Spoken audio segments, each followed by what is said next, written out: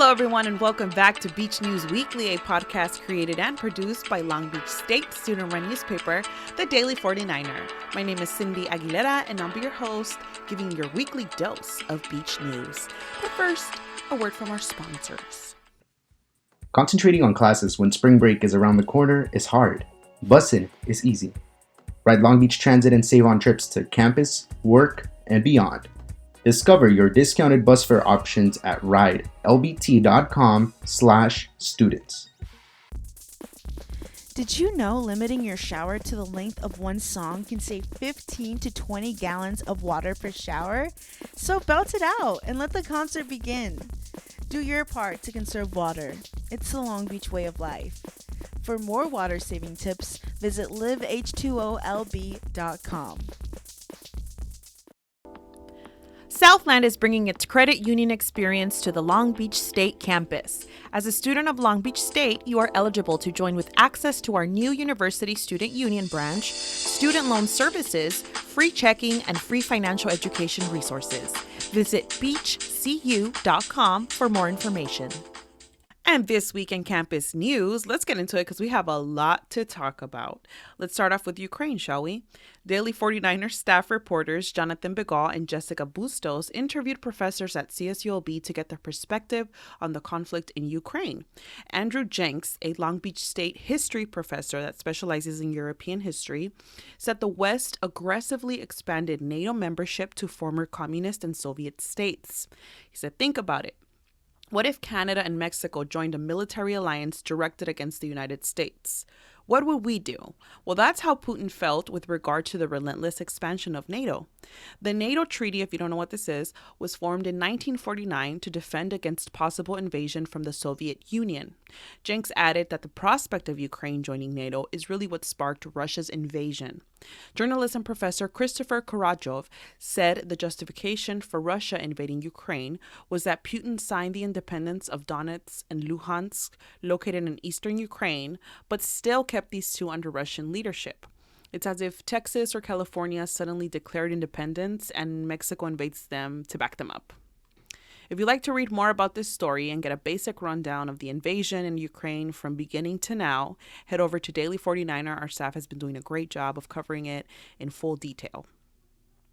And on Wednesday, March 9th, campus police arrested 25-year-old Stephen Lim in the university library for public masturbation. He was reported by several female students who unfortunately were witness to Lim's lewd acts. Lim is set to appear in court on July 11th, but currently he is out on bail. The university's police department has filed a stay-away order with the Long Beach City Attorney's Office to prevent him from returning to campus. The UPD urges other possible victims or anyone with more information to contact the University Police Department Investigation Division at 562-985-4101. Now in dorm news. If you live in the dorms, listen up. Daily 49er reporter Sean Moore reports that dorm residents have voiced concerns over trash overflow, maintenance, and hygienic issues. School administration says that this is in large part due to, surprise, staff shortages. Corey Colonna, the executive director of Housing and Residential Life, said we have been short-staffed. An increase in using disposable food containers and a decrease in staff due to COVID-19 made it a challenge to keep up with trash removal. As students complained that trash bins were piling up, making trash spill over, Colonna also said the housing department is currently working on hiring more custodians as well as floaters who can fill in for people that call out sick to prevent these problems from happening. Have you noticed any trash piling up or any other maintenance issues in your dorm building? Well, speak up. Use the resources that you have.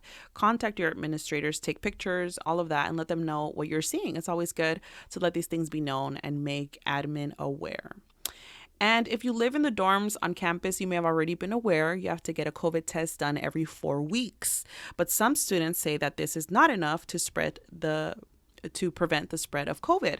Daily 49er Michaela Schwartz reported that dorm residents think there should be testing done every 2 weeks. Anthony Hernandez, a fourth-year art pre-production major residing at Beachside Village, said COVID-19 safety between roommates currently is not really discussed and it's more on the honor system. He said they try to give each other space and mutual respect on how they handle COVID precautions. CSULB dorm administrators say that the current testing is enough, and if someone becomes infected, they'll have isolation rooms available. If you are paying, which I think students pay for dorm, right, you should voice your concerns. You have absolutely every right to speak up and call things out that you are not okay with. I mean, right, if you're paying for this, just saying. And this week, Hannah Shields, desk editor for news at Daily 49er, weighs in on the biased survey sent out for graduating students. Grads, again, we keep talking about this, but if you received that survey, listen to this. Hello, my name is Hannah Shields, and this week I wrote Commencement Decision Made Before Release of Survey Results. This article was about why President Jenks Connolly chose to hold this spring's commencement at Angel Stadium as planned, despite sending out a survey with the majority vote to have graduates' names read. Thank you for listening. My name is Hannah Shields, and you can read about this and more campus news stories at daily49er.com. Thank you, Hannah, so much for weighing in and lending your expertise. Thank you so much for being on Daily 49er this week. And today, March 14th, masks drop. Almost 2 years ago, the first COVID announcements hit LA. Do you guys remember that? Well, beginning March 14th, 2022, wearing masks will be optional in most campus settings for individuals who are fully vaccinated. Exceptions to indoor mask optional policy include the following. This is according to the school's COVID dashboard page. Masks will continue to be required regardless of vaccination status in classrooms and labs, the student health center, child care centers, public transit, small office, and conference rooms. Individuals who are not fully vaccinated must continue to wear masks indoors until further notice. Masks will continue to be required when receiving one-on-one, in-person close contact services. So, for example, desktop support in the Horn Center, advising, counseling, and library consultations. In other environments, please put on a mask if requested. So basically, have your mask on. I know it's kind of like misleading and a little confusing because it's like, well, do we take our mask off or do we not take our mask off? It sounds like keep the mask on. If you're definitely not vaccinated completely, keep the mask on. Well, that's all for campus news. For these and more stories, visit daily49er.com. I know this was like a super jam-packed episode, but you can also follow us on Instagram to stay up to date, our Twitter, which gets updated all the time, and of course, our YouTube page. And also don't forget to check out our new special series this month, Lit at the Beach. If you're a bookworm and you love reading and you love discovering new literature, head on over and check out Lit at the Beach. It's where Daily 49er staff talks about books, and this particular series focused on women authors and just the influential books.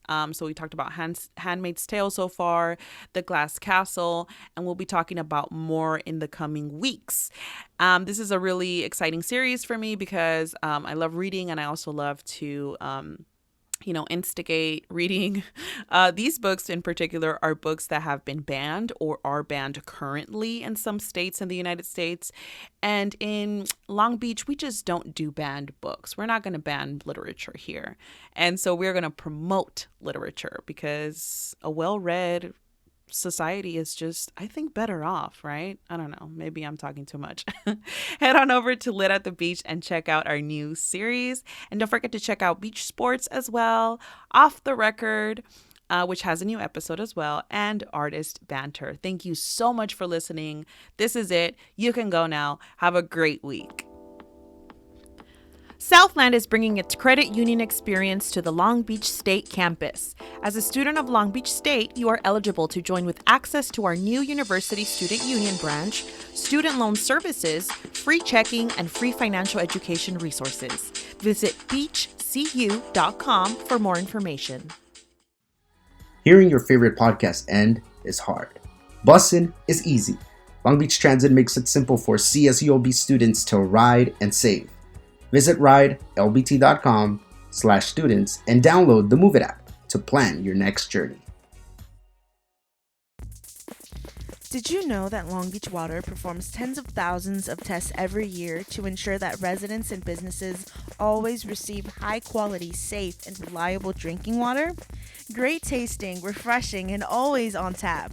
So drink up, Long Beach. Visit liveH2OLB.com for water saving tips.